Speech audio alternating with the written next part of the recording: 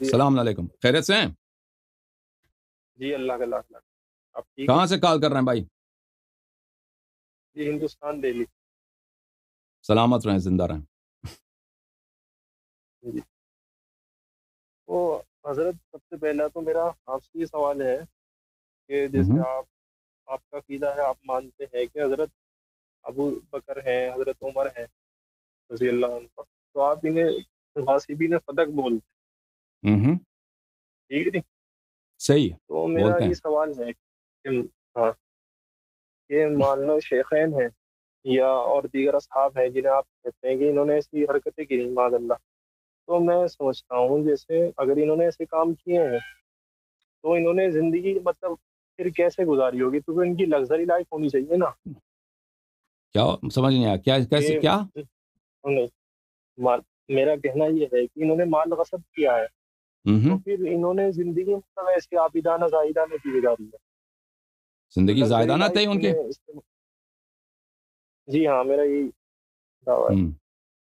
تو میں آپ کو اس کی ایک مثال دیتا ہوں. ہمارے زمانے میں مثلاً کچھ افراد کا میں ذکر کرتا ہوں. مثلاً ہمارے زمانے میں ایک بہت بڑا ڈکٹیٹر تھا. ہم نے اس کے زمانے کو نہیں دیکھا لیکن قریب العہد ہے. وہ کون تھا؟ مثلاً Stalin, Joseph Stalin. Joseph Stalin روس کا صدر تھا. اور لینن کے بعد جو بولشوک ریولوشن تھی اس کے بعد لینن پہلا اس کا سربراہ تھا، پھر وہ سیکرٹری جنرل بنا کمیونسٹ پارٹی کا. تو سن 1920 سے لے کر 1920 میں لینن زندہ بھی تھا تو پاور اسی کے ہاتھ میں تھا. تو سن 1953 تک 53 تک اس کی پاور تھی. اگر آپ اس کی زندگی کو دیکھیں، اس کی زندگی بہت شاہانہ زندگی نہیں تھا. وہی اسٹالن کیا تھا؟ اسٹالن کمیونسٹ تھا، اللہ پہ اس کا ایمان نہیں تھا. وہی تھا جس نے ملینز کو، ہزاروں کو نہیں، لاکھوں کو نہیں، ملینز لوگوں کو اس نے قتل کیا. ہاں، اس کے جو گلاگز ہیں وغیرہ اس کی کہانیاں کافی مشہور ہیں. لیکن اس کی زندگی اگر آپ دیکھیں بہت ہی، وہ اس طرح نہیں تھا کہ کھانا وہ کھاتا تھا تو بہت شاندار کھانا نہیں، کپڑے وہ اگر پہنتا تھا تو بہت ہی شاندار نہیں. اگر وہ اس کا مکان بھی دیکھیں، جس مکان میں وہ رہتا تھا، وہ ایک ٹھیک ہے، وہ ایک بڑا مکان تھا لیکن وہ بہت ہی معمولی سا مکان تھا. ماسکو سے باہر اس کا جو اس کو کہتے تھے اپنا، اس کا ڈویچہ، اپنے ڈویچے میں رہتا تھا. اس کے گارڈز وغیرہ ہوتے تھے، اس میں کوئی 10-15 کمرے تھے لیکن وہ صرف ایک کمرے میں رہتا تھا. ایک ہی کمرے میں اس کا دفتر بھی تھا، سوتا بھی وہیں تھا. اپنے اس دفتر میں ایک صوفہ تھا، اسی صوفے پہ سوتا تھا وہ. ٹھیک ہے نا؟ تو یہ لوگ جو پاور پہ قبضہ کرتے ہیں، یہ اکثر شروع میں ان کا یہی طریقہ کار، ان کے جو یعنی بعد میں جا کر شاہانہ زندگی آتی ہے. آگے والے نسلوں میں راحت طلبی آتا ہے. جو جیسے وہ اقبال کا شعر ہے، تجھ کو سناتا ہوں میں تقدیر امم کیا ہے، شمشیر و ثنا اول، طاووس و رباب آخر. ٹھیک ہے نا؟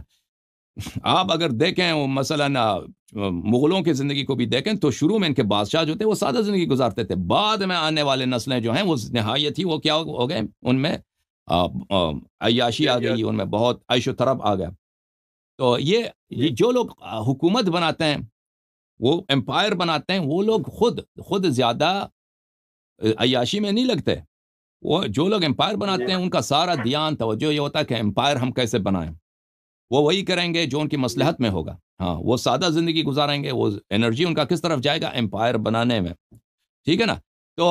تو یہ آپ کا کہنا کہ مثلا ان کی زندگی سادہ تھی، یہ بھی میں نہیں مانتا کہ زندگی عمر کی بہت سادہ تھی. وہ میرا ایک تقریر ہے اسی انٹرنیٹ پہ، آپ دیکھیے میرے وہ یوٹیوب پہ. ہاں سنا ہے نا؟ ہاں وہ آپ نے سنا. تو ہم نہیں مانتے کہ پہلی بات ہے کہ ان کی زندگی سادہ تھی. ہاں یہ تھا کہ مثلا جس طرح روم کے بادشاہ تھے اس طرح ان کے پاس محل نہیں تھے، جیسے معاویہ کے پاس محل تھے، اس طرح نہیں تھا زندگی. ٹھیک ہے، لیکن بہرحال وہ یہ دلیل نہیں بنتا کہ اگر ایک شخص خود شاہانہ زندگی نہیں بسر کرتا تو وہ غصب نہیں کر سکتا، وہ حکومت کا غاصب نہیں ہو سکتا یا فدق کا غاصب نہیں ہو سکتا. کیونکہ یہ حکومت پہ رہنا، حکومت کرنا، یہ بذات خود اس میں بڑا لذت ہے، اس میں بڑا انجوائمنٹ ہے. مثلا جو شخص آپ کے ملک میں مثلا ہندوستان میں لوگ صدر بنتے ہیں، وزیر اعظم بنتے ہیں، تو بہت سارے ہوتے ہیں کہ وہ ویسے بھی چاہے آرام زندگی گزار سکتے ہیں، یعنی ان کے پاس پیسے ہوتے ہیں، بہت آرام کی شاندار زندگی گزار سکتے ہیں، لیکن وہ بہت محنت کرتے ہیں کہ میں صدر بنوں، بہت محنت کرتے ہیں کہ میں وزیر بنوں.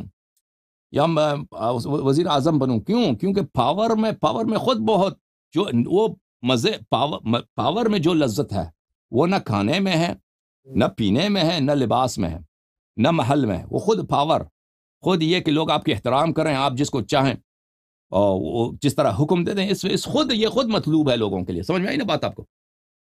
جی جی، آپ ہاں جیسے بتا رہے ہیں، لیکن آپ یہ کہتے ہیں کہ آپ کا دعویٰ ہے کہ حضرت وہ کرنے، مطلب میں وہی بات جاری ہے کہ جیسے صدق وہ اپنے قبضے میں لیا، تو مطلب اس کا کیا ریزن تھا پھر؟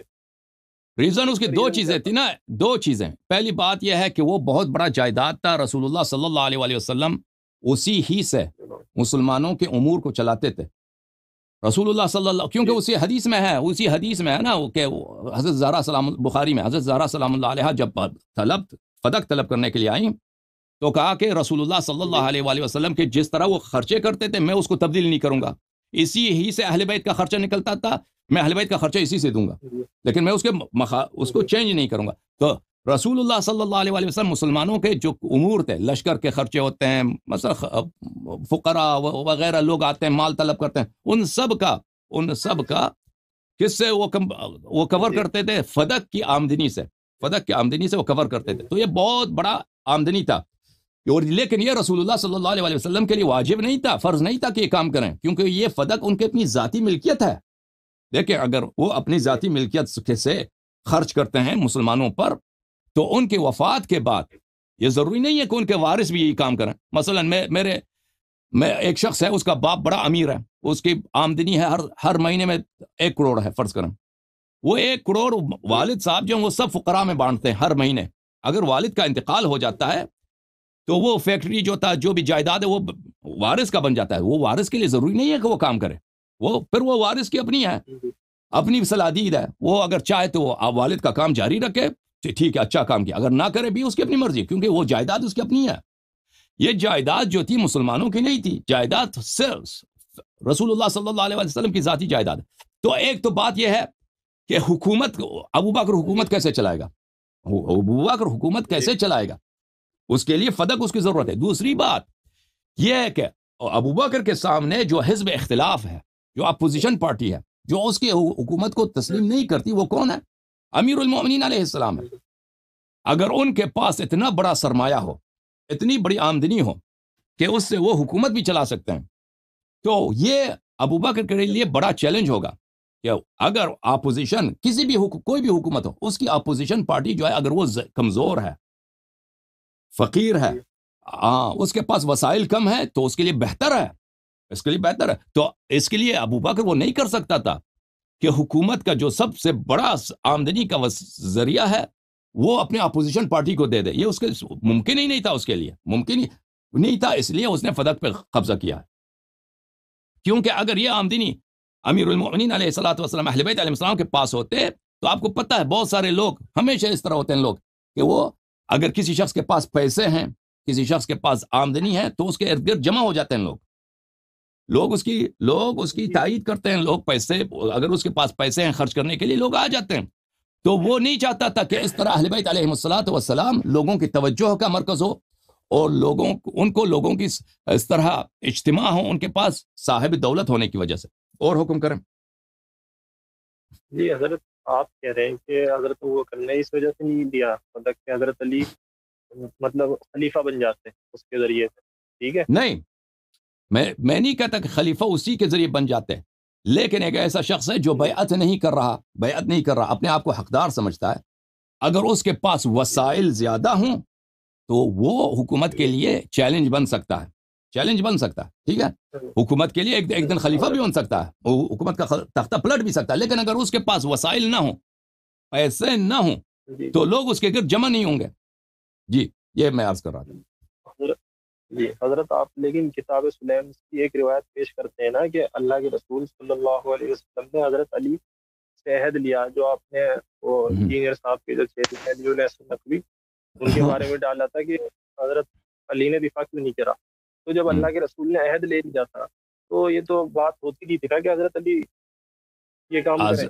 حضرت رسول صلی اللہ علیہ وآلہ وسلم نے ہمیشہ جو عہد لیا تھا امیر المؤمنین علیہ السلام سے، اس طرح لیا تھا کہ اگر آپ کے، وہ اس کی روایت بہت سارے ہیں، اگر آپ کے انصار ہیں تو آپ جہاد کریں ان سے، اگر لوگ آپ کی سپورٹ کرتے ہیں تو آپ ان سے جہاد کریں، اپنا حق لے لیں، لیکن مطلقاً ہاں نہیں لیا تھا، نہیں مطلقاً وہ نہیں اس طرح اس روایات میں یہی ہے، روایات میں یہی ہے، بہت سارے روایات میں یہی ہے کہ اگر لوگ آپ کی سپورٹ کرتے ہیں، آپ کے پاس انصار ہیں، تو آپ جہاد کریں، اپنا حق لے لیں، لیکن لوگ آپ کو سپورٹ نہیں کریں گے، اس لیے آپ جو ہیں صبر کریں، لوگ آپ کو سپورٹ نہیں کریں گے۔ جو اسی لیے امیر المؤمنین علیہ الصلوۃ والسلام نے لوگوں سے استمداد کیا، طلب کیا لوگوں سے کہ آپ میرے سپورٹ کریں، میری تائید کریں، لوگوں نے سپورٹ نہیں کیا، وإلا اگر لوگ سپورٹ کرتے ہیں تو امیر المؤمنین علیہ السلام جہاد کرتے ہیں۔ میں نے آپ کو وہ خطبہ دکھا دیا تھا نا، علی الحسن نقوی صاحب نے جب کال کیا تھا، ہاں جی ہاں، وہ حکم کریں مزید۔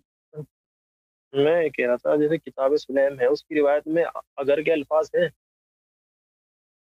دیکھیں روایات ایک نہیں ہے، روایت کئی ایک سارے ہیں کہ رسول اللہ صلی اللہ علیہ وآلہ وسلم نے اسی الفاظ کے ساتھ کہ اگر آپ ابھی روایات سلیم میں ایک بھی نہیں ہے نا، کتاب سلیم میں کئی ایک روایات ہیں، اگر اسی مضمون پہ آپ کو چاہیے تو مجھے وقت دے دیں تو میں نکال کے آپ کو دکھاؤں گا کہ رسول اللہ صلی اللہ علیہ وآلہ وسلم نے فرمایا تھا کہ اگر آپ کو انصار ملتے ہیں تو ان سے جہاد کرو۔ جی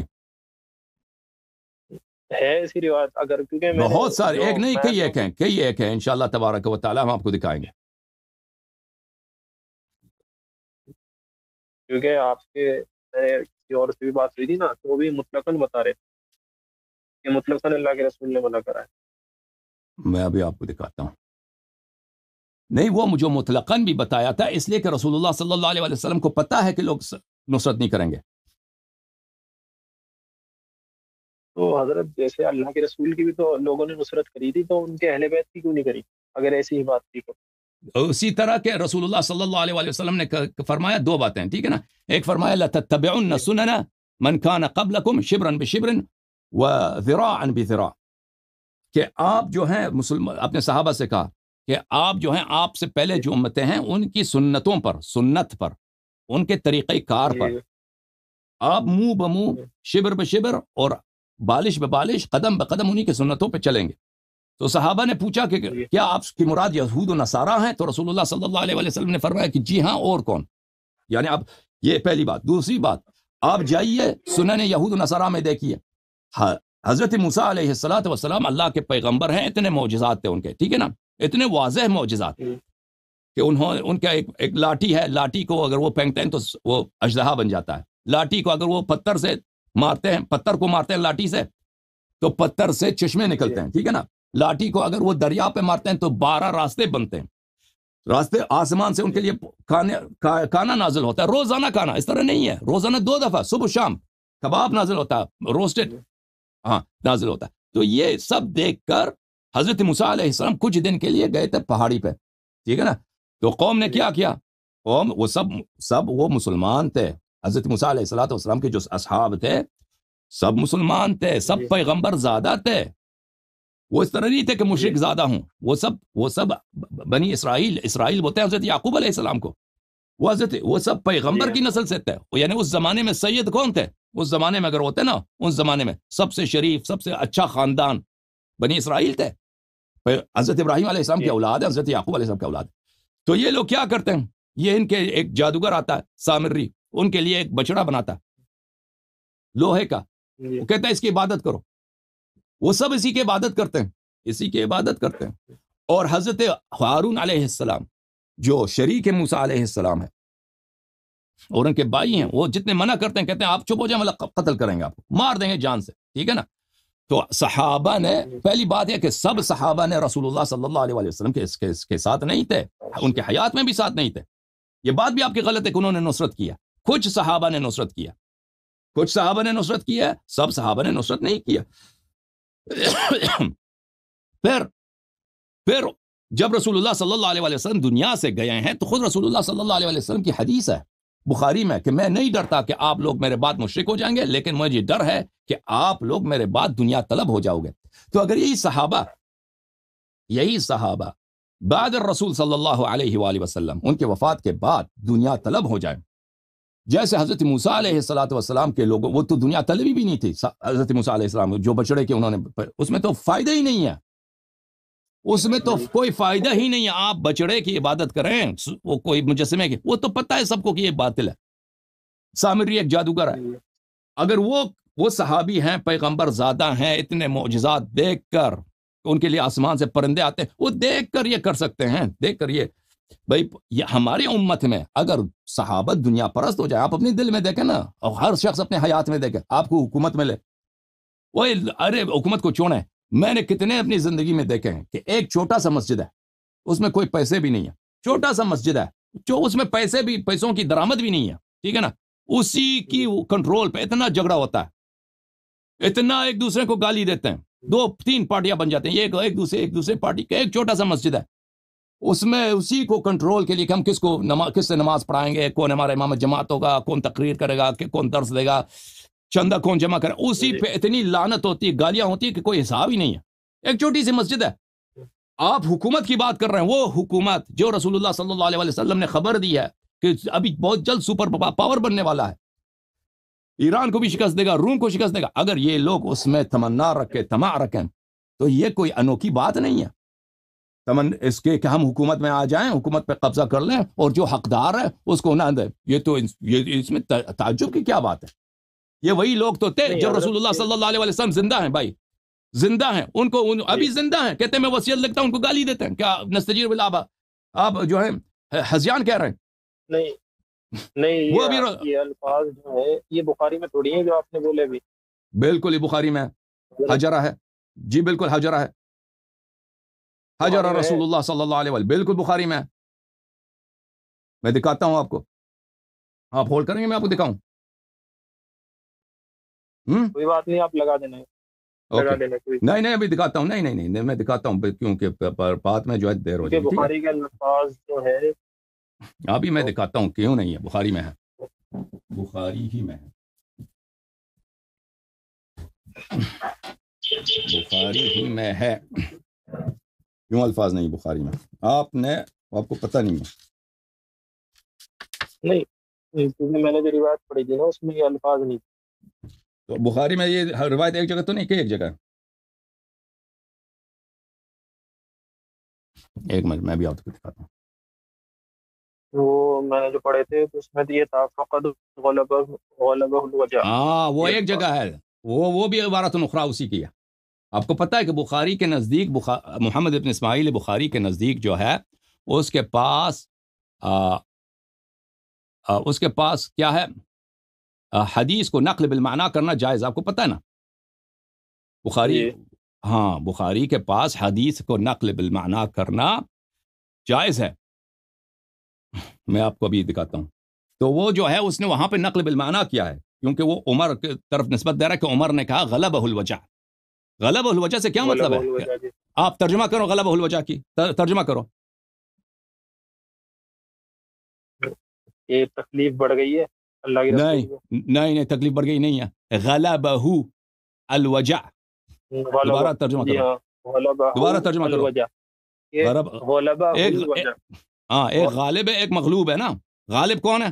جی غالب کون ہے؟ غالب جو ہے یہ ترجمہ جو ہوگا نا اکرامن ہوگا، غلبہ الوجع، درست ہے، غلبہ وجع الوجع، غالب وجع ہے یعنی بیماری، درد، بیماری، تکلیف، یہ غالب ہے، ٹھیک ہے نا، مغلوب کون ہے؟ جی ہاں، مغلوب کون ہے؟ تو مغلوب کون ہے بھائی؟ کیوں نہیں بولتے بھائی؟ جواب کیوں نہیں دیتے؟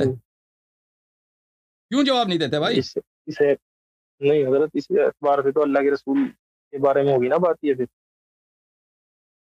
یہ اللہ کے رسول مغلوب ہے معاذ اللہ، غلبہ الوجع عزیزو، یہ عمر نے یہ نقل بالمعنی ہے، غلبہ کا مطلب ہے کہ کسی چیز پہ حاوی ہو جانا، مسلط ہو جانا، ٹھیک ہے نا، درد اس پہ مسلط ہو گیا ہے، اس سے کیا مراد لیتا ہے؟ وہ نقل بالمعنی ہے اس حدیث کا جو ابھی میں بخاری میں دکھانے لگا ہوں، جس کو آپ نے نہیں دیکھا، ٹھیک ہے نا، ملاحظہ فرمائیے عزیزو، دکھا رہے ہیں بھی، یہ حدیث ہے، یہ کتاب ہے بخاری، صحیح بخاری، چھاپ ہے دار احیاء التراث العربی، بیروت لبنان میں چھپی ہے سنہ 2001 میں، یہاں پہ ملاحظہ فرمائیے، صفحہ نمبر 542،